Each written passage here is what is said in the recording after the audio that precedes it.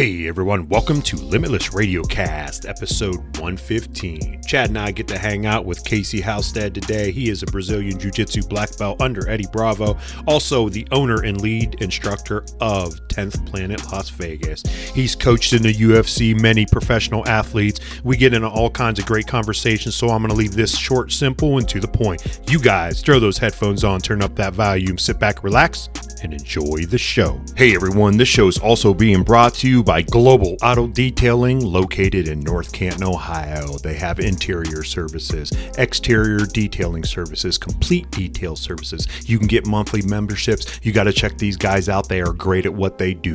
Warpath 55, located in Massillon, Ohio. Lanky Fight Gear, OldBonesTherapy.com, Thomas Webb of DeHoff Realtors, Candry Law LLC, Magic City Brewing Company, M&H Beans Coffee Company, Ronald E. Butler Tax and Accounting LLC. Also, check out Limitless Tape for all your customized gear for your academy. They'll get what you need. They also carry the best finger tape in the business. So everyone, please support our sponsors as much as they support us. Now, you just need to sit back, relax, and enjoy the show. What's up, everybody? Welcome to the show. So Chad and I have the great honor to hang out with Casey Halstead. I just asked him this, Halstead. I just messed it up anyway, didn't I, Chad? I knew I would. Yeah, it's all right. So Casey is a BJJ Black Belt under Eddie Bravo, as well as the owner and lead instructor of 10th Planet in Las Vegas, as well as a coach for multiple professional athletes in UFC. He's been on all kinds of shows with UFC and whatnot, and living the fight life and training people to how to protect themselves, not only in the ring, but outside of the ring as well, man. So Casey, thanks for hanging out with Chad and I, man. Appreciate it very much. Thank you for having me. It's my pleasure. For sure. It was kind of cool. Like, I didn't know this about you when I was obviously researching and looking, the plethora of like UFC fighters that you've fought in the corner, or not fought in the corner, but trained in the corner. Is that something that you just got into like early on and just kind of went with it and just kept doing it? Yeah. When there was a time when I thought I was going to be a fighter, and okay. I suffered a lot of injuries, and to be honest, I really just didn't have it in me. I have a couple of fights, but it just wasn't something that moved the needle for me. And then sure. One of my training partners years and years ago asked me to corner him, and I did it. And I just remember the feeling of joy that I got when he won. And then, so just little by little, I just started kind of picking up fighters. And my first big break was Tony Ferguson. He was the first guy I worked with that really kind of helped me get my foot in the door of coaching and kind of gave me a name. Sure, I worked with him for a long time. Back right after the Ultimate Fighter, he broke his arm, and during his rehab, he broke his arm in the Michael Johnson fight. And during the rehab for that, he started popping into the gym, and we hit it off right away. And, nice. And then that's kind of how I got my start. Honestly, it was kind of accident. Yeah. But that's kind of, that's what's really cool about, I mean, our world, our community, BJJ and whatnot, it tends to happen like that. You know what I mean? It's kind of like a happenstance because you build that network and you have the opportunity to be around other people, be in a gym and whatnot. And then boom, you connect with someone, you know what I mean? Like Chad and I talk about it. I'm a blue belt under Chad. I started in my 40s in jiu-jitsu. And who would have thunk, years later, we have a podcast. You know what I mean? Yeah, it's crazy. It's crazy how the martial arts community just kind of thrusts you in fields and areas that you never had planned or dreamed, Yeah. It's awesome. Really cool. Yeah. Very awesome. One of the first times I heard about you, Casey, was one of my guys moved to Vegas and trained with you a little bit, Alex Poinar. You remember Alex? Oh, yeah. Yeah. Definitely. Yeah, so that's I remember him when he was out there. We would communicate, and he said he was training with you a little bit. So that your name always stuck in my head. Then I see you on social media. I'm like, I got to shout this, guy out and get him on the podcast. Nice, dude. He's such a great guy. I love him, man. I remember when he first showed up over here.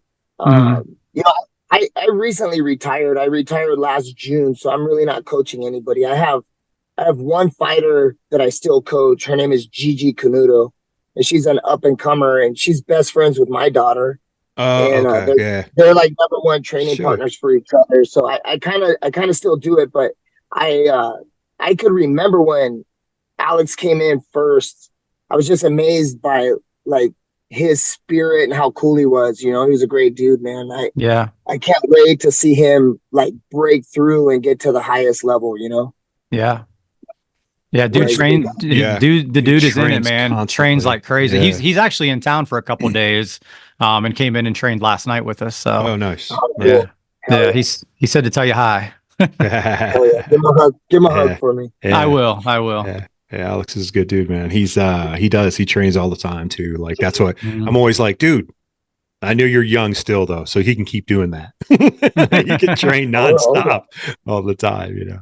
But it's good. And his his jujitsu is pretty good, Chad, when you say in case you got to see it. I mean, his jujitsu is decent, you know. I mean, he's a purple He's got belt he's for got what he's doing, but he's got a great style for MMA with his wrestling with his wrestling experience. Yeah. And he scrambles really well too. Like he can move.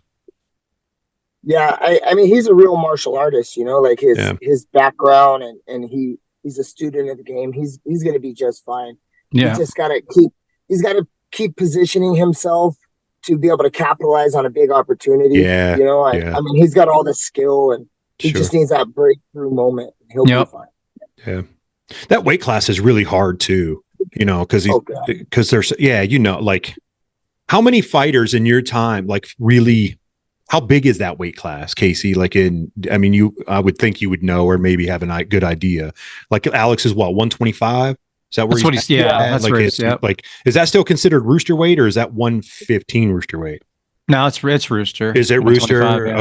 Okay. Wasn't sure. Yeah, you know, 125 is stacked. It's the smaller you get, the more skill you have to have, you know, like Right. Heavyweight fighters are well-rounded now, you know, but typically if you're a good kickboxer and you're a heavier fighter, you can get away with having good takedown defense and just kickbox. And if you're good at jiu-jitsu, you can still get away with being primarily a jiu-jitsu fighter. But down at 125, you have to be able to do everything at a very high level.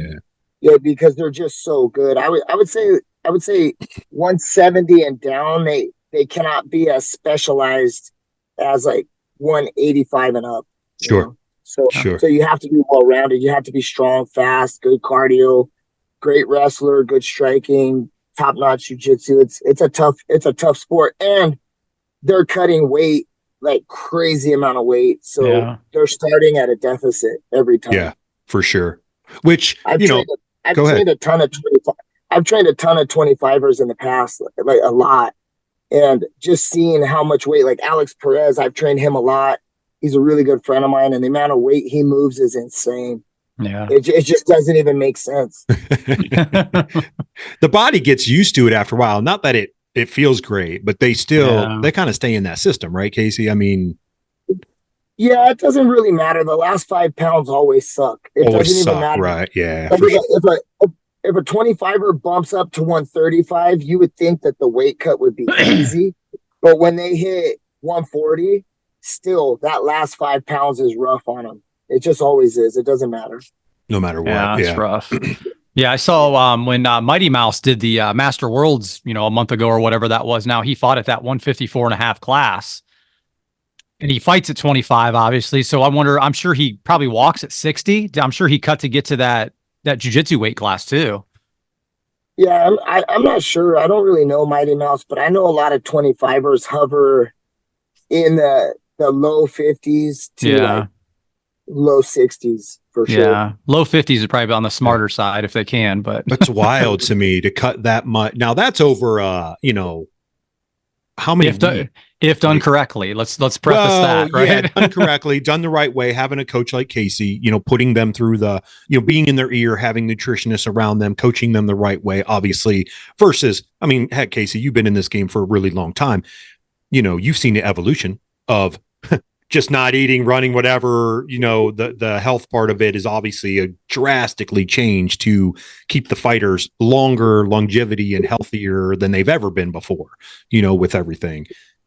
Yeah, there's tons of nutrition companies now. Like when we first came up, there's a a management company called Iridium, and the owner, Jason House, he's like the main guy. Back in the day, we used to travel with all the fighters from Tuesday all the way till Sunday, and he would be there too. We'd be in the hotel rooms, and back in those days, he was preparing food for Chito Vera, trying to get Chito's cut, and it was, let's just say, we weren't educated the way we needed to. Yeah. And then now there's companies out there like Perfecting Athletes and Locked and Loaded, and they're weight cut specialists. They give you a nutrition plan. They've done it a million times. And typically, if you stick to the script, it's pretty easy to get the weight off. And but back in the day, we were just sitting in the sauna, just squeezing water out. Yeah, right. Yeah. Maybe getting on a treadmill, but these dudes are eating the day of weigh-ins now. It's crazy. Yeah. Which is super good in terms, like, versus, yeah. So, I wrestled. So I remember back in it, like, throw your winter jackets on or whatever you had to run around the mat because you had 1 pound to lose, or you know what I mean? And like, you're not getting nothing pre-meal to eat. Like, you're going out there and wrestling at that weight class. Like, I remember I hated it. It was awful, but I did it anyway. Yeah, times in MMA have changed. Guys like me could have fought back in the early 2000s, but now money is increasing, science is increasing, and with that, the athletic ability is increasing. And you're just seeing now you can make $1 million fighting now if you fight for a belt and you hold it. You could be a millionaire doing this sport. When I was coming up, not even close. Not right. And so now you can see that these athletes are just a different level now. It's just not the same. These guys are bigger, stronger, and they're treating themselves like real athletes. They're not necessarily just martial artists anymore. That's why I love to say, like, when people say it, I call them professional athletes now. Like, they're like, oh, they're a fighter. And I'm like, they're not just a fighter, man. Like, they're a professional athlete. Like, you don't understand what they're putting in behind the scenes that nobody sees. You're seeing them on fight night come out and do what they do. And, you might see pressers and, see them talk the way that they talk. I'm like, but at the end of the day, I'm like, they're putting in real work. They're professional athletes. And, that's something. It's a struggle for me when people like just want to tag him as a fighter, and I'm like, give them some respect, like these guys are. And I don't want to say they're not fighters and they weren't fighters before, but as you said, I think it has evolved. With smart, more education in terms of what we're doing with athletes, in the fighting world, in the community of that professional genre or whatever you want to call that. But anyway, it's my little spew because I know a lot of people always do that. So. Yeah, you look at a guy like Joe Benavidez, and his resting heart rate is amongst like Lance Armstrong and those kind of guys. Yeah. And a normal doctor cannot understand his resting heart rate. They panic when they see him. Like if he just went to like a normal ER for like something and they took his heart rate, they would freak out. It's so low. They would think that something was wrong with him. And that doesn't happen by chance. You can't really build that just training as a martial artist. He is an elite level endurance athlete. And it just, his wrestling, it's crazy. He can go 100%. And in the walk from the center of the cage to the stool, he's already back to baseline. Yeah. In like 3 or 4 seconds. Yeah. And then by the end of the round, he's already 100% back to normal. It's really something, unless you're there and you're intimately involved in it, it's something so impressive. That's perfection, man. I mean, that's hard work and perfection to get it to do that. Cause I mean, long distance runners, high octane, marathoners, ultra marathoners. I mean, that's the big goal. Like, have your resting heart rate super low, and then be able to control that. And once you learn how to do that and get your cardio in that world, it's kind of unstoppable unless you get caught, but your stamina, you're going at 5 rounds. Sure. No problem. Watching it actually is a weapon. Your cardio is a tool. Yeah, absolutely. Yeah. I mean, watching back to Mighty Mouse, but like, at the Master Worlds, like, he was not out of breath ever. And he was like moving, like doing interviews right after, not seeming out of breath, not seeming. Yeah. Like it's just, it's a whole other level of athlete that people just, like you said, Casey, they don't understand unless you see it. Yeah. Yeah. I also think Mighty Mouse should be competing at black belt.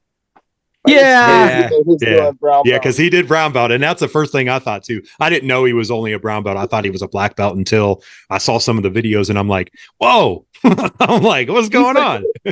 He's legit been a black belt in grappling for 10 years. Yeah. He's phenomenal. Yeah. I hope he gets it. Did he get promoted after that? No, not yet. Oh, jeez. Yeah. Who's he I don't under? know. Well, I don't. He was under like Matt Hume, I think, for a little bit. But then at the Worlds, I saw he was being coached like by Bibiano Fernandez. He was there. So I don't know if he's under the Alliance side. I don't know. I don't know who he's under. So that makes sense. Yeah. I mean, they both fight in one, and that makes a lot of sense. True. Yeah, that's right. They do fight in one. Yeah. So that's very good. So you said you retired, man. You still get on the mats? You still roll around? Yeah. I mean, I'm still running the gyms.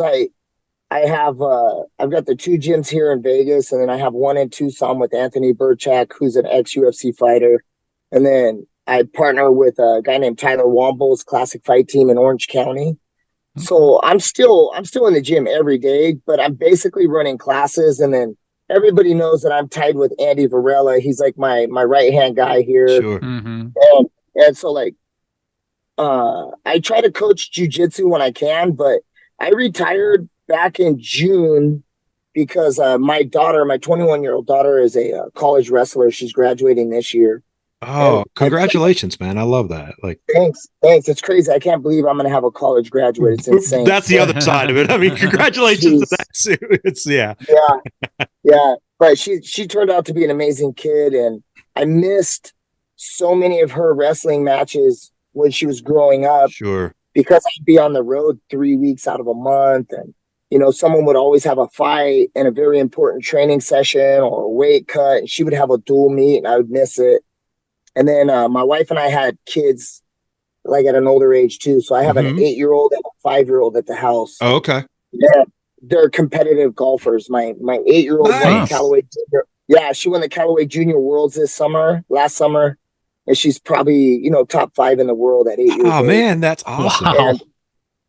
And I just was like, coaching fighters and being away from the family for so long, I just felt like I didn't want to lose the opportunity to be there with my kids. Sure. And my fighters, I mean, I don't coach you if I don't love you. So like, if you see me in someone's corner, I legitimately have love for them. Mm-hmm. And it just got to a point where I couldn't divide my time enough. And I feel like the fighters deserved better. And I felt like my children deserved better.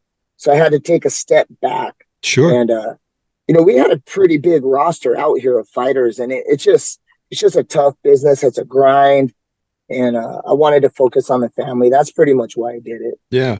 That makes complete sense, man. I mean, as we age. Best reason to do it, right? I mean, it's the best reason. Yeah, by far. I mean, if anyone argues with that, they're an idiot. You know what I mean? I mean, let's be honest. Your kids are your kids, man. It's a one-time deal, like. Yeah, but it also on the other side of the coin too is just like Julian Arosa, for instance. He's one of the greatest men that I know. Like, married, loves his wife. He just had a kid. He's going to probably be the best father that you would ever know. Like, he's just a really good dude, and he's a savage fighter. And I would have stayed with him until the end of time, working with him. And sure. And we had this really cool conversation, and it was like, we needed to let each other go because I couldn't give him what he needed. I didn't have the time to do it. Mm-hmm. And he deserves to have somebody push him on, because he's in the like middle end of his career right now. And he needs to have a coach that can put the time in. And I just couldn't do it. And sure. I felt like he deserved better. And, he was really the reason that I retired, because it was just like, you need to know when to let people go, and so they can find somebody who can do more for them. And, it was a really weird, it's a hard time, being 50 years old and then retiring, and you lose like 70% of your identity as well. Right. Yeah. That's a transition. I mean, it's definitely. That's definitely a transition, because you've been in it for so long, and you have a love and passion for it. I mean, you can tell by the way that you speak, obviously, and the amount of people that you've been around. And, when you throw the word love around, it's solid. Love is a solid word, so it's like, that's a great conversation to have with someone. And that just makes you a leader of I want more coaches like that. I try to encourage people to like that, have those conversations. have those conversations when it's ready. You know what I mean? Yeah, it's tough. It's a really tough one. I mean, but I still teach. I teach about maybe like 8 or 9 classes a week, and Oh, nice. so I That's still still a encourage them. ton. Yeah. Yeah, I do it all in the morning though, so I'm done by 1:30 in the afternoon. I teach the Perfect. 6 Yeah. a.m.s at the gym and the 11 a.m.s, and then I'm done by like 1:30, and then I'm on the golf course just being a caddy dad. Nice. Nice. Yeah, Nice. it's Yeah. crazy. It's a really good life, unfortunately. Yeah. That's awesome. So does the 8-year-old watch the Masters that's going on right now? Just out of curiosity. We were just watching it right now. Yeah. Nice. That's what. Yeah. Yeah. Very cool. Yeah, we got it on in the TV in the living room right now. She's probably sitting in there watching. I love it too, man. Because I mean, there's a lot of great scholarships in colleges, really good colleges for females, because there's not a lot of females golfing. You know what I mean? Like, and back east, because the weather's always crazy and it's hard. Our window is very small to get out. And I'm always telling people, if they're like, here, oh, my daughter golfs, I'm like, man, keep them in golf. You can get a degree. You can get a degree, go to college, like like they have a better chance than my son trying to go play football or baseball in college. You know what I'm saying? Like, totally. With my kids, like my 21-year-old daughter, she got a wrestling scholarship. She's in Kansas. Unfortunately, like during COVID, she graduated in 2020, so everything was locked down. yeah. And Kansas happens to be a free state, so they were still wrestling during the lockdown. Okay. So we had to opt to send her to a state where they were still wrestling, and so she had to move pretty far away from the house. But the one thing that's been a constant my whole entire life as a parent is, I don't care what you do, the default setting for all of my kids, including like an adopted son I have, his name is Derek, savage competitor. I've been training him since he was 11.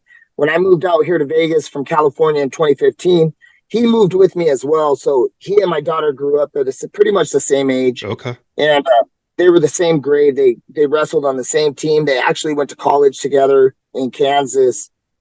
But so my default setting as a parent is wrestling. If you don't find something you love to do, then you're going to wrestle. And if you think that you're going to be average, that's impossible to do in this house. You're going to do something at the D1 level, period. There's no exceptions. You're not going to sit on the couch. You're not going to hang out. We're going to put our resources behind you, and we're going to really push to prepare you to get a scholarship in college. Like, that's the end goal. Yeah. So that's awesome. My little ones love golf. So it's like, all right, well, we're going to pursue greatness in that. But if they didn't love golf, they would be wrestling as well. That's awesome. I love that mentality. Yeah. It's a great mentality, because, and that can be like for anyone out there that's listening, like, this is also, it can be anything. Like, be active. I'm definitely an encourager of being active, being motivated and something like that, but it could be anything, like, but put your all into it, like make a decision to get after it and to really put on it. And obviously it helps to have surrounded by good people. You know what I mean? Yeah. Like, and the real magic, it's like, of course it's the effort, but it's the understanding at a very young age. You're picking up a new hobby, like let's just say the piano, and you suck at it. And then you have like a parent behind you who's pushing you and giving you the tools that you need, and then they can improve and get better, and they become excellent at it over time. Like Robert Follish used to say, consistency over time equals results, right? And that's something that I believe in. And I want these kids, like, imagine you're just a kid and you never wrestled and you never did anything growing up and you never had a chance to like chase greatness down. And then you become an adult, and then you're expected to like thrive and succeed as an adult. It's hard when as a kid you didn't develop those habits, so it's less about the golf. I mean, it's really less about the golf, and it's more about the pursuit of perfection. Sure. And for them to believe that they can do it and see it at an early age, and the failures. I mean, the failures are amazing. Like, one of the best things I think that ever happens to my daughter, a huge tournament, it happened in Mexico. We were in Mexico at a tournament, and she lost at the end and ended up taking second. And then all the aunties and grandmas are all like, "Oh my God, I'm so sorry." And for me, I was like, this is the magic. You came up short. Now you're going to go home and train harder, It's adversity, you know, like the adversity. they got to face adversity. My 10-year-old, he's a really good athlete. He tried out for travel baseball. He didn't make it his first time. Like, and he cried at first, like just a little bit. Like I called him downstairs and said, "Hey bud," I said, "I'm sorry, man. You didn't make the team." He put his head down. He a couple little tears. He grabbed his baseball glove and he went outside and started working. Yeah. Now, I didn't even say anything to him about it. And then a few months later, he had another opportunity for another team, and they were like, "Man, we want him." And now he's on a travel team and he loves it and he's putting everything in. He works all the time. My daughter's same exact thing. But I'm like, I've battled with myself though. Here's my hardest part, because I'm the parent that I'm not a scream, you know, I don't scream at them, but I'll talk to them. I'll like try to plant those seeds and push them and like kind of challenge them at certain things.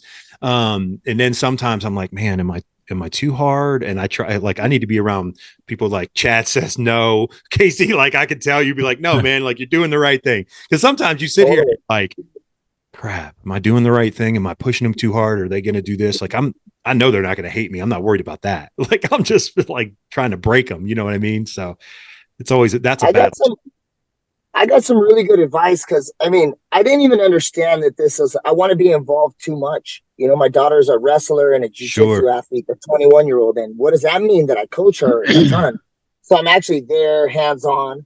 And then my little girl's golf, and that means I'm the caddy. So I'm in the lines and I'm hands-on with that too. And I am an intense person. You know, I'm a professional coach. That's what I do for a living. Right. And so one of the parents told me, "Oh yeah, I coach my daughter as if it was your daughter." And that really helped me, because just imagine like my kid misses a shot and I want to just be like, "What are you doing?" Sure. But if it was someone else's kid, I would be like, "Oh honey, it's okay. We'll right. Yeah. We'll get it." And so when I want to get fired up, I mean, I will point and like really like give her what she needs when the time is necessary. Sure. But in general, I try to take that approach, like just try to be positive and you know, it's hard. It's not easy, but it's awesome that you said that about, I've never heard it that way, like coach your child, but I was just thinking about this past couple weeks. I'm not coaching right now. I have a lot of sports coaching experience and stuff, but I'm not coaching. I said, I want to be a fan. I'll be 47 this year. I was like, I just want to be a fan and enjoy my kids playing and sitting back. And my wife was like, you're so like, you shouldn't walk away from coaching, like, cause you walk out there and you just get hands on instantly. And the kids are like attracted to you. Like they love the way you speak. They, you know, they look at you and you're not even the coach. And I'm like, I get it. And I love that. And then I was thinking, man, I should do that to my own kids. Cause sometimes I think I don't do that. Like what you just said, like coach your own kids. Like they're not your kids, which is super hard. Like you said, it is super hard, especially when you're a competitor as an adult. You know what I mean? Like that. That's hard. Man. But then again, that's what we're looking for. We're looking for the hard things, you know. So we just got to continue to chip away at it. And, you know, of course, we're not.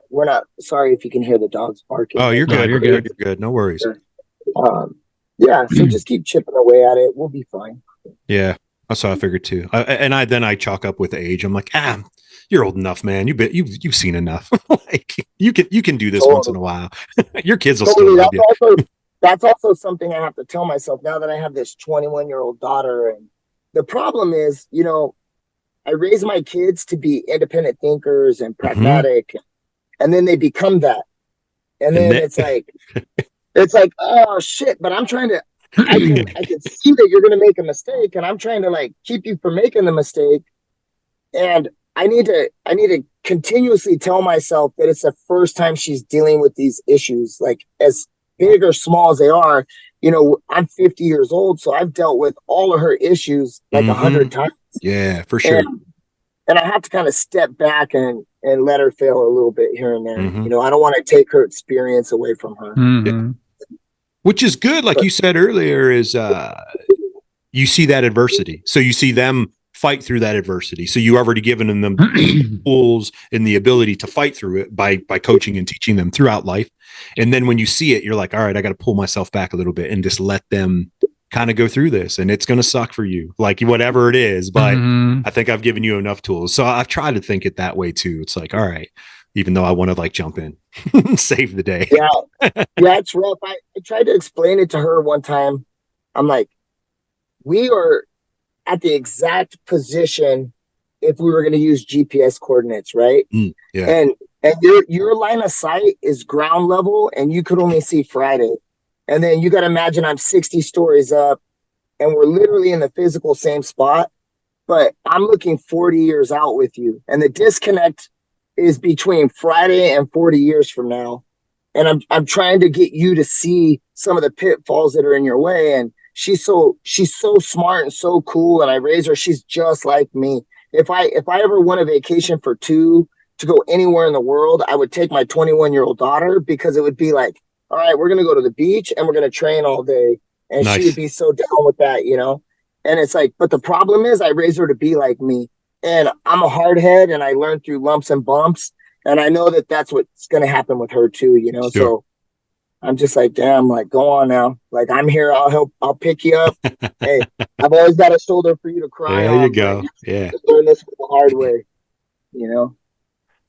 It's speaking of like roughs or bumps and, you know, whatnots. You remember when you started BJJ? Oh yeah, I remember. You know, it's funny because you said you started late too. And a lot of people come in and they're like in their 50s, and they're like, man, I wish I would have started when I was in my 40s, and I wish I would have started when I was in my 30s. But every decade, you wish you would just go back. So now that I'm 50, I wish I was 40 again. Sure, right, yeah. And it's just like, so like the right time is now. And I got started in BJJ late. You know, I grew up wrestling as a kid. And then, That's what I was going to ask you, if you wrestled like throughout, you know, youth and up through. Yeah. Yeah. I started wrestling at 7 years old. And then again, you know, I'm not a good athlete. I'm a below average jiu-jitsu black belt. I mean, I'm probably pretty good, but man, I'm getting tapped like 6 times a day in my own gym. It's crazy. Like my students are so good. So I have to tell myself, I have like a little saying, and I spit this out after class a few times. Like, if I tap you, it's because I'm good. If you tap me, it's because I'm good. I only win. You know, 100%. If you're my student, I'm not keeping secrets from you. I want you to learn everything. Yeah, that's how. Yeah. There's no bigger honor than having your student tap you. So anyway, there's that. So like, I started wrestling when I was a kid. I was okay at it, and I wrestled like all the way through junior high school. And then freshman year, my whole life kind of like fell off the tracks. And, you know, I also did traditional martial arts, you know, growing up in the 80s, you know. Yeah, like we all did. karate, Yep. And so unfortunately, you know, I didn't have a chance to come up through the juvenile belt ranking, which is just so phenomenal. We got kids in our gym right now, Micah and Nicola. And these kids are like, there's no way that an adult will be able to keep up with these guys in another 3 years. They're just insane. Yeah. Andy Varela's got these kids like so dialed in. And so I didn't get to come up through the youth ranks. And then, you know, I got in a little bit of trouble, and life got a hold of me. And then I found jiu-jitsu like 29 years old. And then it's been just 2-3 times a day since then, you know, and now I'm 50. So I've been doing it a little bit over 20 years. Man. I'll never stop. You know, the doctors are like, your knees are so bad, you're going to have to figure out what you're doing. And it's just like, man, I'm not trying to take any of this with me when I die. I want to completely just destroy my chassis before I'm done. Yeah, for sure. Absolutely. And I mean, again, it's a testament to what you pour in, and it's a testament, you know, like BJJ, jiu-jitsu, whatever. It's amazing. It's the most amazing martial art because of those reasons. Like, obviously you're close contact, and we've talked about it, you know, on the show before, you know, but it's just that camaraderie and the love that you end up getting for one another, and your brotherhood and sisterhood. And, you know, then you see younger people and you want to pour into them. Like, I already, you know, even being a blue belt, like I find passion coaching some of the younger kids that come in, or even, you know, white belts. It's like, I want them to be great. Like, I will take it easy on you when we roll. I'm not going to let you get away with everything, but, you know, at the same time, like, I want you to be great. And I try to explain that to them. I'm like, you don't know anything. Like, it's okay. And I'm not going to sit here and just destroy you. but I'm also going to make you work. I mean, that's why it's really important to have old heads in the gym, like our gym has like a really nice balance between like young competitive savages and then a lot of older veterans. We have, I mean, I've never actually counted the amount of black belts that train in my gym, but I think it's an absurd amount. And there are times like at 6 a.m. we'll have 13 black belts in the room. Wow. At 6 a.m. It's crazy. And so like, we're really lucky. We have this really like a bunch of older guys that are mellow and it just creates this really, really friendly, neat environment. I see that backpack behind you. And I used to coach Lance Palmer for like a long time. And do you know who he is? Buckeye wrestler. Oh, yeah. Oh, yeah. I was like, I'm trying to think. Yeah. Yeah, I see the Ohio State backpack. Yeah, over there. Yeah. And man, he was talking about wrestlers. Like, my God, that guy was amazing. Yeah, I was gonna say people wouldn't think he was a wrestler until you saw him on the mat. I don't know wrestling at all when you put me next to him. Like, I know nothing. Yeah. That's like the level of the difference is insane. Sure. He's actually here right now training. Oh, really? Nice. What's he up to now? Do you know? Like, is he? I haven't. Well, since I retired, I'm like way, way far in the back now. So, I mean, we like send each other memes every day, like 100 of them on Instagram. Nice, yeah. But we haven't got together and had lunch in a minute. But I know he's fighting overseas in Russia. Okay. I think it's what is it, ACA now? So he's fighting over there, and he's just doing his thing. Just a family man now. He's got 2 kids. He's an amazing guy. That's good, man. That's awesome. Very cool. I was going to ask you about how often do you and Tony talk, Ferguson?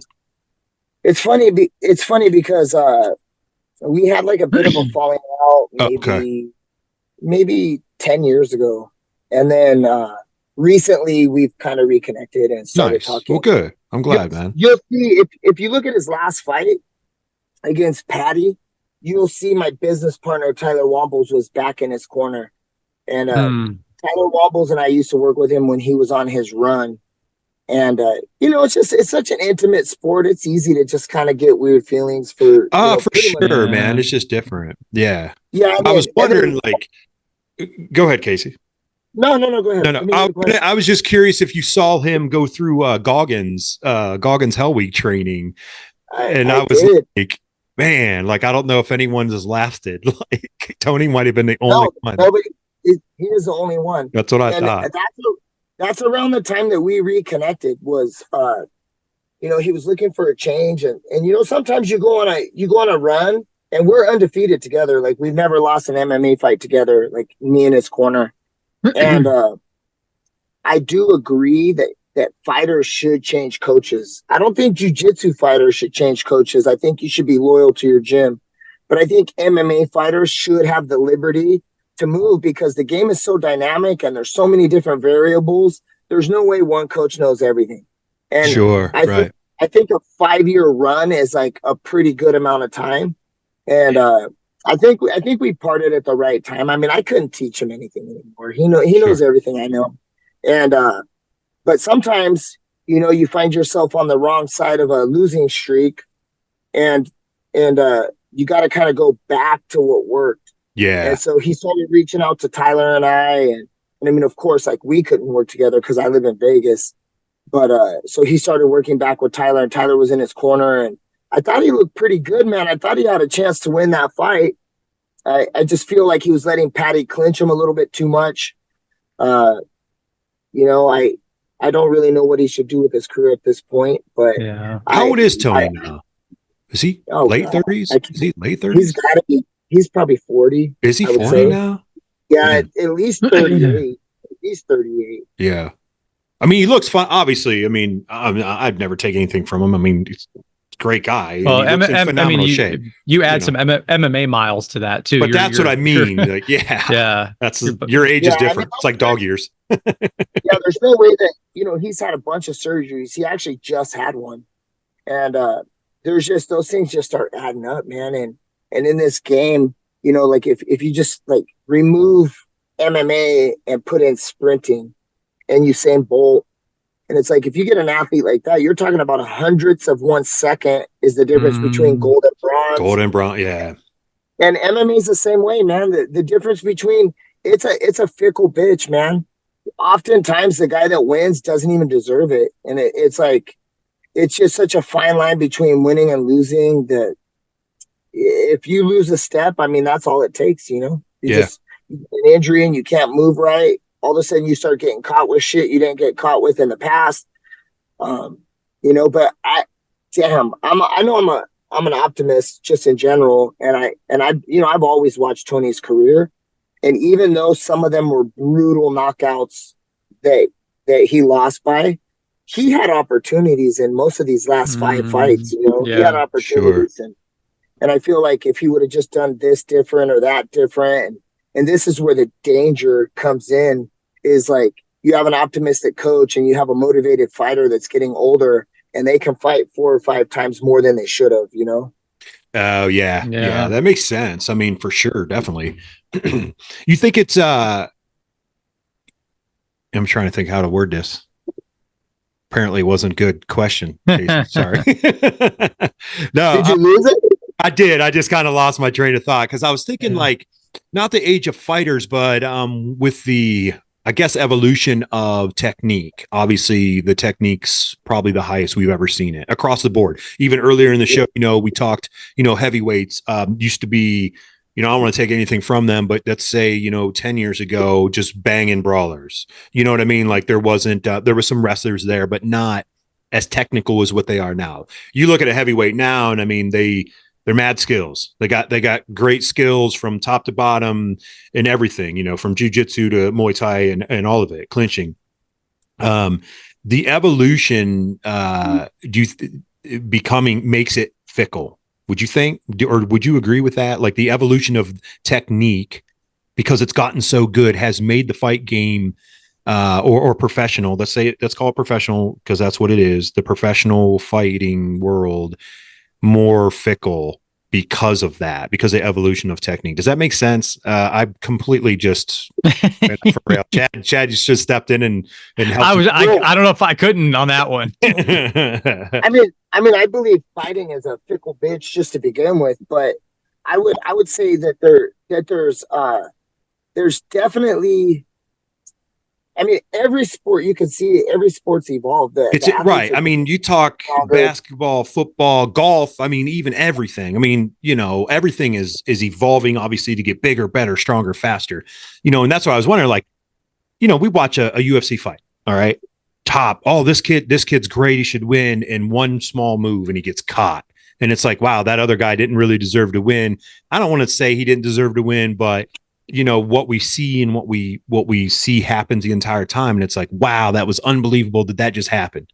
You know what I mean? And it's like, yeah, when it was, I think when it was style versus style, wrestler versus striker, there was a lot more predictability in the game.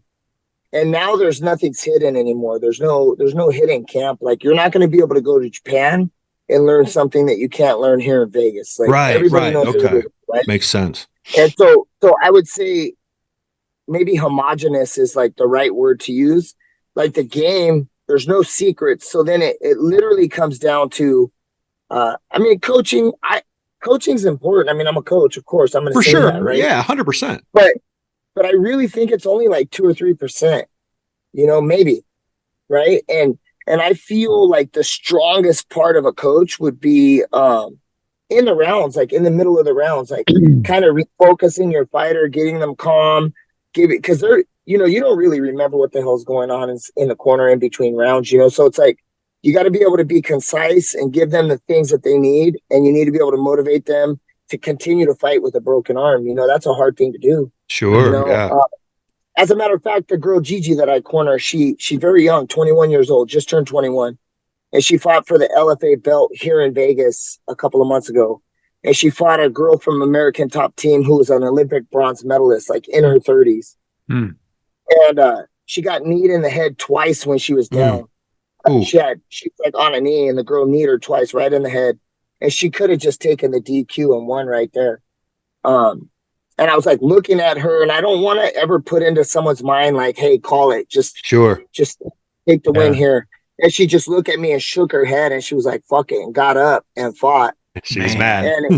And she went ahead and fought through it. So those things are like inside people. You know, they're inside people. So I think mostly, since it's more of a homogenous sport now, you know, I mean, I think obviously the wrestler has the advantage because they have 1,000 matches growing up as a kid, and then they start becoming a fighter, and they just have this competitive advantage in combat arts that's really hard to get as a striker. I mean, I guess if you're an amateur boxer, you can get a couple hundred amateur fights if you're doing it. Muay Thai, they can have a bunch of fights, but wrestling's really where it's at. So, man, I just think that coaches could probably swing it like 2 or 3% in either direction. And it just becomes like game plan managing, really. But I don't know if that answered your question, but no, it did. It did for sure, because it's I convoluted the entire question, and I apologize. But I think if you started doing the time thing, like if you started saying like fighters of today, how would they fare against fighters of yesterday? I mean, it would just be dumb to say that a fighter from 20 years ago could come in and compete at a championship level. Right. It's possible. There's no I kind of way. looked at it like, I was going to say, from every professional athlete. I mean, we're like, oh, you know, if we say basketball, Jordan is better than anyone today. I'm not saying that he's not, but athletes are taken care of differently than they were then. They're smarter, healthier, more nutrition, like we said, all that stuff. And then the skills are all equaled. You know what I mean? Like the fighters now are getting all the same training versus, like you said, style to style. And that's where, go ahead, Chad. And that has very true with Jordan, you know, all the eras we compare, but like, then what takes over? It's your mentality, right? That's what Jordan had over people. That's what Kobe had over people. That's what different grapplers and fighters. That's what, when everything's equal, you know, what's going to take over. Yeah. Have you, I was going to ask you if you've seen more success out of your wrestlers that came in that wrestled, or has it been pretty mixed? I would say, as a general statement, Lance Palmer and I won the PFL $1 million twice in a row. I think it was 2017 and 2018. He won the 145 division in Manhattan twice. And so, I mean, that's pretty high. Like back then, that was like real money, winning $1 million. I had Joe Benavidez, who he wrestled growing up, but I don't think he would be considered a wrestler. We fought for a title a couple times in the UFC to Davison Figueiredo. And obviously those didn't go our direction. I would say, just as a general statement, the wrestlers generally fare better. And then I would kind of moderate the term success, and I would look at, like, I'm pretty much like, I kind of look at it holistically. Like, where were they when they came to me, and where were they when they left me? Sure. And if their positioning is better, then I feel like it was successful. It doesn't necessarily always translate in wins and losses, but for me, it's always like did you improve as a man? Did you improve yourself financially?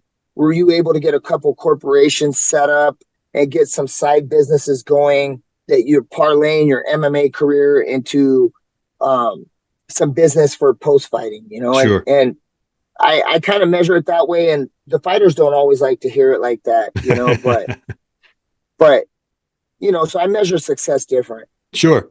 No, and that's what, like, I was thinking from like a competitive standpoint. Like, Chad, we've talked about it before on the show, is you know, when wrestlers walk in the door to train at East Coast Martial Arts to get in BJJ, they tend to be a little more, I don't know, what's the best term to say, Chad? I don't know where you're going. Well, how aggressive they are. Like, they're more, like, we talk about wrestlers being like, I wrestled and I got a lot of questions when after training in BJJ, when I first walked in, I'd roll with people and they were like, did you wrestle? And I'm like, yeah, like 30 years ago, but yeah, it just never left me. And they're like, yeah.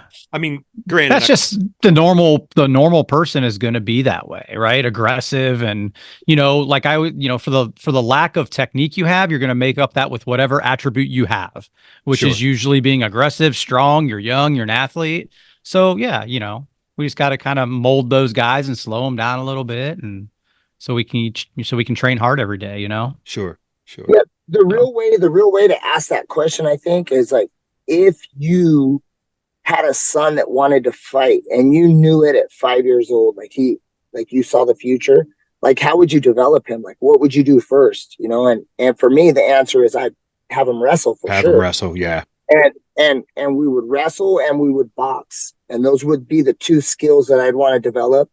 A couple of reasons for that is the stances are similar, and the angling and boxing will definitely help the wrestling. And then at some point, I mean, this is what I did with my daughter. My 21-year-old had a bunch of kickboxing fights at 8 years old. I didn't know anything about CTE back in the day, but she came up. Her first sport was actually boxing, and then did jujitsu and wrestled. And I mean, honestly, I think wrestling, just for the competitive advantage, is probably the number one skill set that you need. It doesn't mean you have to have it. Like there's tons of people. Israel Adesanya, I mean, come on. Right. But if you have wrestling in general, you're probably going to fare better. And if you could develop a good striking sense as well, man, you're going to be almost unbeatable because you can control what fights takes place. Kind of ahead of the curve versus, I mean, maybe someone that doesn't have those attributes or have poured into those attributes. That makes sense for sure. Definitely. Totally. Your daughter, did jujitsu ever help her with wrestling? Out of curiosity? Yeah, I actually have a bunch of videos of her. One video is here. There's a pretty big West Coast tournament called the Freak Show here in Vegas. And she was actually going up against a teammate. And this was like the medal rounds to get on the podium. And I don't even remember how many girls were in her division, but it was like 100. Wow. So it was a pretty grueling event. Yeah. And her teammate blast doubled her. And so you would think about it, right? Like grabbing a guillotine and then just kind of hitting a butterfly sweep as you're going down. But of course, she didn't grab a guillotine. She just had a whizzer. And so from wrestling, Abigail will do, and this is folk style. So going to your back. Right, exactly. Is not a big deal. So she was just in folk style. She'll just go to her back and just use a butterfly sweep and come out on top. And she does it all the time. Nice. And then, of course, going to college, girls wrestle only freestyle in college. So as a freshman, she was getting scored on a ton because she would just break 90 and just be giving up points. Giving up points. Yeah. So she had to work that out of her system. And now, I actually wish that the United States would switch to freestyle, the international style. I think it would help us a little bit more. And it's actually more exciting to me. I think it's more exciting. But the NCAAs were awesome this year. I really enjoyed watching them, but I enjoy watching freestyle a lot more. It's a little more exciting, right? A lot more points and throws. And I've always wondered that. I've talked to several people. I wonder why high school and college it's always folk. And then when your end goal should be the Olympics, right? If you're a wrestler, I guess keep it all. I don't know. I mean, there's no professional league really after. Right. So it's like, why are we honing this skill? I guess it's good for MMA because you get the takedown and then you just try to get the ride time. Yep. And you win. But I mean, freestyle really helps with takedowns because you just keep having it. My daughter gets so many takedowns in a match because she sucks at turning.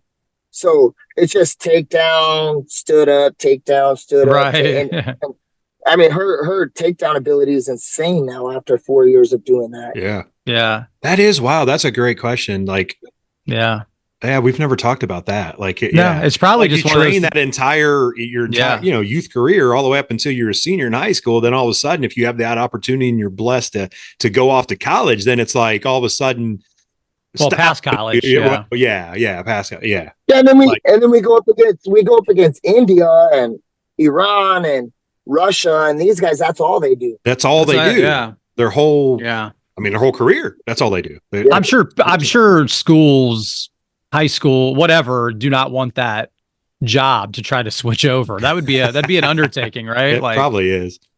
Do you think it might be an injury thing? You think people? I mean, it could, because there's a lot more throw. Because you got like 4 or 5 point throws in freestyle, right? It could be. It definitely could be. Incorporating some of that judo. I know for sure I've seen my daughter get thrown before, and I'm like, oh shit. Yeah. Oh man. Like when her feet come off the ground, I'm like, this is gonna be expensive. And luckily they're young and resilient. Yeah. Things flex a little bit better than they. If one of us were on the mat and we got thrown like that, we might be laying down there for a while. Man, you're telling me I've been battling a knee injury for 5 months, and I get to the point where I'm feeling good. I get back on the mat, and like within 3 or 4 rounds, pop again, and then I'm out for a few more weeks. It's just a mess right now. Yeah. It's that road to, well, you wrestled, man. Casey, you got a lot of miles on the body. You got fight miles on that body, more than just 50. And thank God that the sport is changing to, like, when I was coming up, it was like run to failure. Oh, you tore your ACL. I'll see you next week. Keep going. And now it's not like that. Kids are a lot more intelligent about the way that they rehab and recover. Sure. I never thought about that. Never. No, and it was always like, I think our mentality of, in the 80s and obviously early 90s was like, man, you better buck up. Like, you better keep pushing. Like, I don't care how bad you're hurt. Like, you better get after it. If you're playing a sport, like for me, I was like, I ain't losing my spot. Like, if I'm injured, like, I don't care. Like, I'm going. Like, we're going. Now, if I'm injured, I'm like, hey, Chad, I'm not gonna be in the gym tonight. I hurt my pinky. No, I'm kidding. But I'm gonna sit out. I always ask people, or we talk about, are you hurt or are you injured? There's a difference, right? If you're hurt, depending, you can still train a little bit, or maybe you just come in and drill. But if you're injured, obviously be smart, take some time off. Yeah, for sure. 100%. I mean, I'm really happy. I see these kids doing like knees over toes and what is that, CRT? They're doing like all this stuff now where they're like the prehabbing, and that's just, the science has changed. I mean, it's all part of bigger, better, faster, stronger. And sure. I mean, look at jiu-jitsu, like the professional jiu-jitsu practitioners. Like, they're being smarter about just drilling 10 times a day over and over and over, and just having their joints manipulated or doing that. They're being a lot smarter, and we're starting to see that longevity of top athletes and being able to compete at multiple tournaments throughout the entire year and be able to be successful and still be healthy. And I think that's changed even since I started, it's even gotten better. Obviously every year it seems to get better, because you see some guys and it's like, why are they hurt so much? And they're only 28 years old. It's like, well, crap, man, they killed themselves 5-6 years ago to get to where they were. There wasn't even as many opportunities 20 years ago. I'm sure you guys know who Keith Krikorian is. But he's from 10th Planet San Diego, and he came up to Orange County years ago because he was going to school up there, and he went on a run a couple of years where he was competing like 90 or 100 wins in a calendar year. Jeez. Crazy. Just in jiu-jitsu. That's wild, man.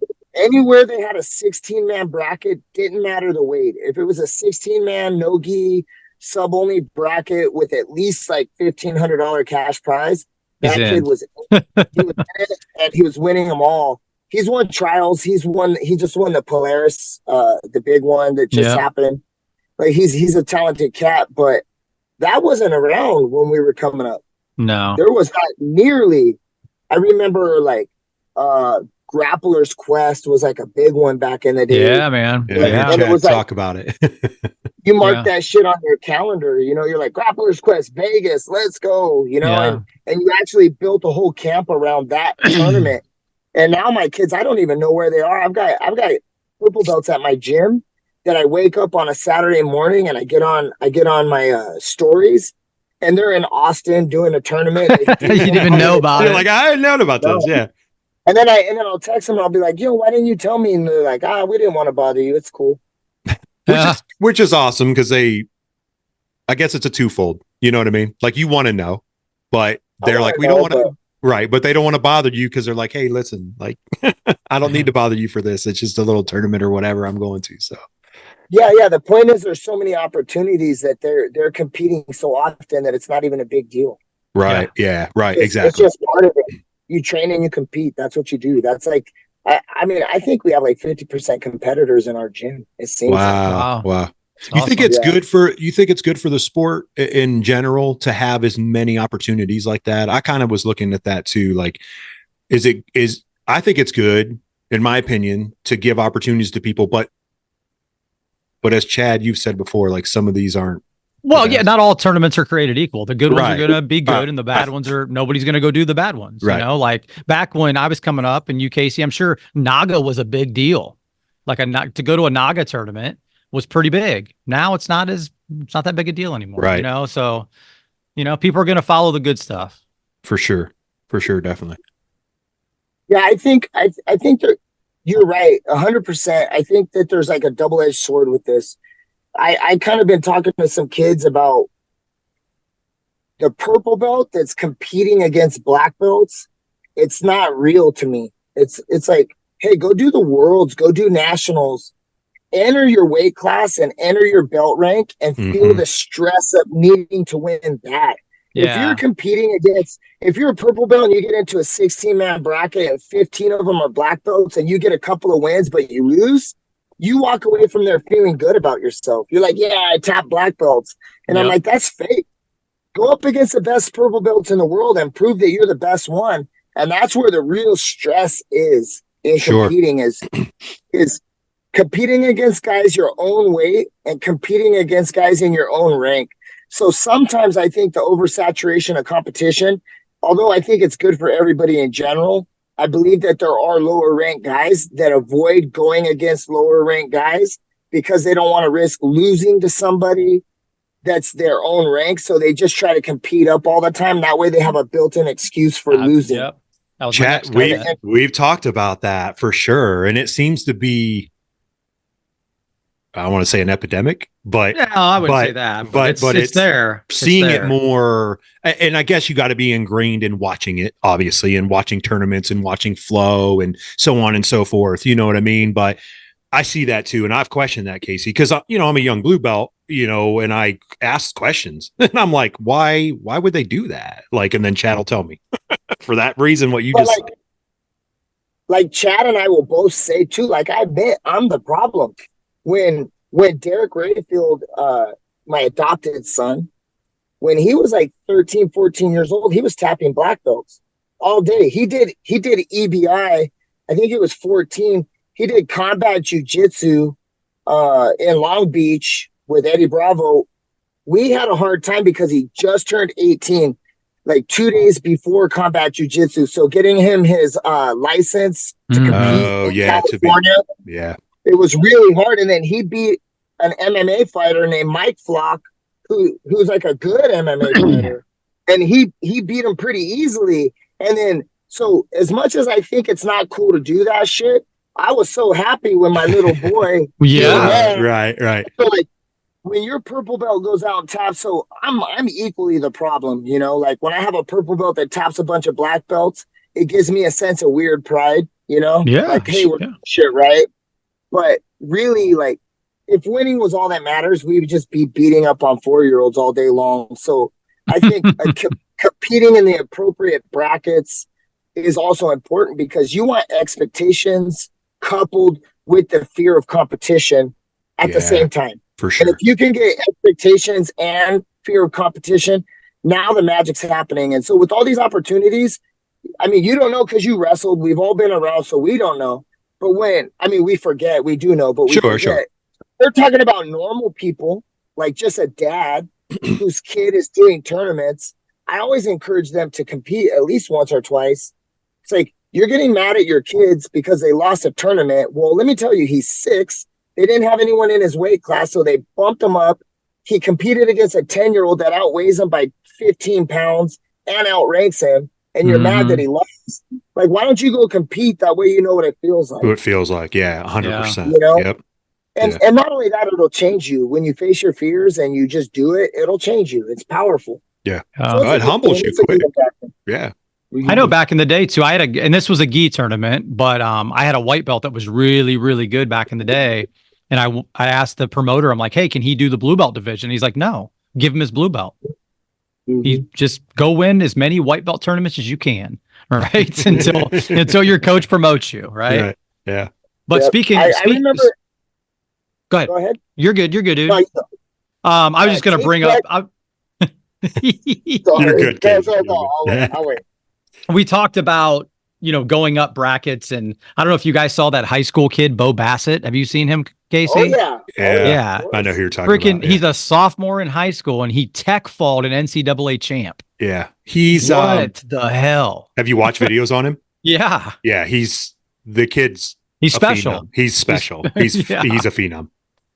And you know why he's special? Like I was watching an interview with him on Flow, and they went to the basement where they work out. Mm-hmm. He's special because of the mind that he has. Yeah. Yep. Yeah. 100%. He does it right. I mean, no. When you win, I mean, I don't know. I can't speculate, but trust me, there's probably not many wrestlers putting in more work than that kid. No. Yeah. When you see what he's doing, yeah. It's you have to chase. If you want it bad enough and you chase greatness, you can achieve. And when you hear him talk, even though he's young, that's what he's trying to do. He's trying to be the greatest ever at that class, at what he's doing, and he's chasing it.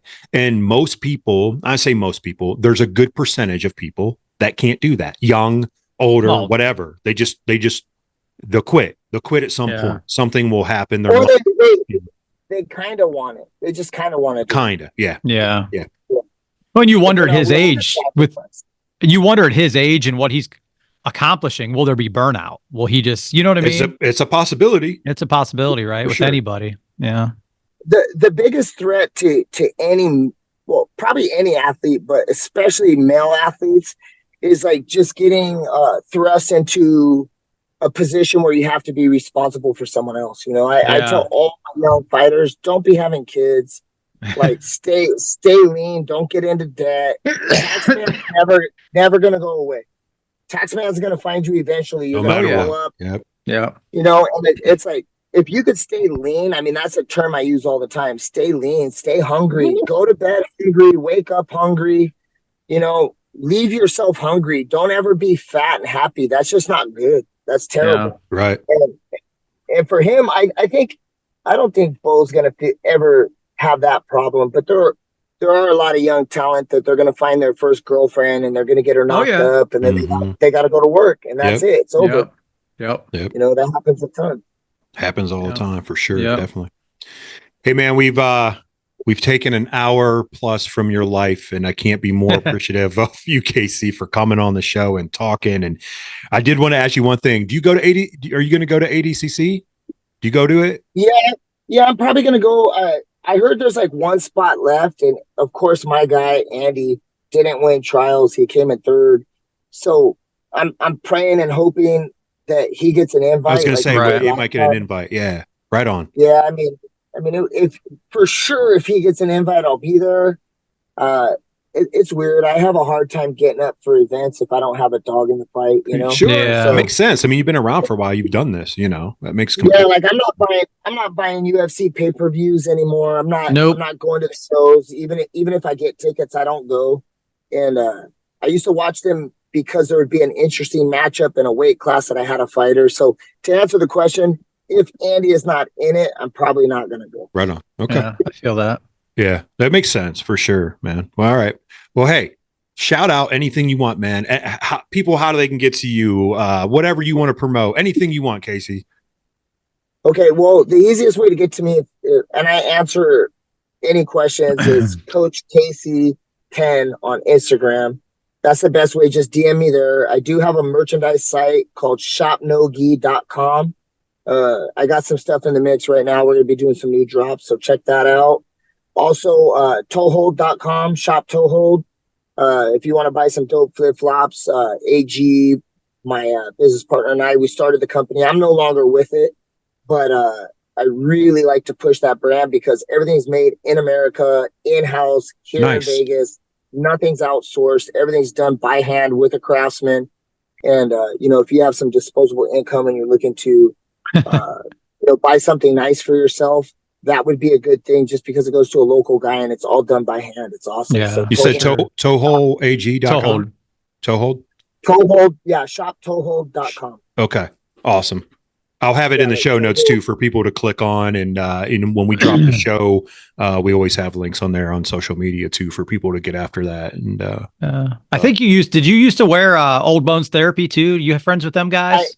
I do. Old Bones Therapy is super dope. I wear their knee braces every single day. Me too. Same. Yeah. We DM a lot. They share my shit. I like to support them, and actually, I know I don't want to get long-winded about it, but you're all right, brother. Old Bones Therapy, skateboarding company, skateboarding and jiu-jitsu have parallels, many, many parallels. The more businesses jiu-jitsu guys can make for jiu-jitsu, the better off we're going to be because it's going to be a need that was organically derived through jiu-jitsu and Old Bones, skateboarding. I'm a skateboarder. I love that. Nice. Yeah. They're one of our podcast sponsors. Yeah, so they sponsor the show. No way. Yeah. We've had the owner and the creator, Brandon, on the show before. Just brought him on. Just wanted to talk. He doesn't train in BJJ, but we didn't care. It was like, hey, come on and just talk about how it all started. And it was a great conversation. And they're great, good dudes. And I wear a gel ring compression on both knees. And Chad, he had a messed up knee for a long time, and he wore I wear the one with the hinges. They're very they're real comfortable. So do I. And just if anybody's listening, I would order a size smaller than you think too. So if you think you need a large, buy a medium. Yeah, so it's a little tight. Yep. Yeah, for me, I like it a little bit tighter that way. The one thing that Old Bones does really well that I like the most is that the little gel ring around the knee. That's pretty good. I love for sure. And then unlike neoprene, it's what is it, like a knitted? It's like a woven, like knitted material. It's different than that neoprene, just that old school, like kind of like wrestling. Remember our old school, like wrestling knee pads? Yeah. Neoprene, pull up and go. It keeps my knees so warm. If anybody's ever been in 10th Planet Las Vegas and trained, we keep it about 150 degrees in there because I'm so old, I get injured. And if it's cold, so those things have saved my knee, especially when I'm traveling and people put their air conditioning on when you're training. You have to have those, Yeah, for sure. Yeah, awesome. Good stuff. Yeah, awesome. Casey, thanks, man. God bless you and your family and everything you're doing, brother. Keep up the great work. Can't thank you enough, for taking the time and hanging out on the Limitless Radiocast. Appreciate it very much. Yep. I appreciate you boys. Have a good one. Thanks, you brother. Yeah, keep it up. See ya. See ya. Later.